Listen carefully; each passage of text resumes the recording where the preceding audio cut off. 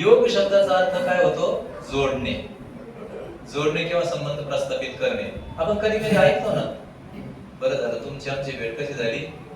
योगा नाही का, जोडले गेलो आहे की भेटलो आपण एकमेकाला. योगा बाजारात भेटतात, कधी कधी गृहिणी चालतात, तेवढ्यात कोणीतरी पाहुणा येतो त्यांच्या माहेरचा, बरं झालं मी निघणारच, पण एवढ्यात योगायोगानं आपण सर्वजण. योग शब्दाचा अर्थ आहे जोडणे, संबंध जोडणे म्हणतात योग. बरेच लोक आहे ना, मी मागच्या वेळेस सांगत होतो कर्म हे पूजा आहे म्हणतात, आहे का? ते कर्म कसं काय भगवंताला प्राप्त करेल? कर्म सामान्य कर्म ते कर्मकांड आहे का नाही?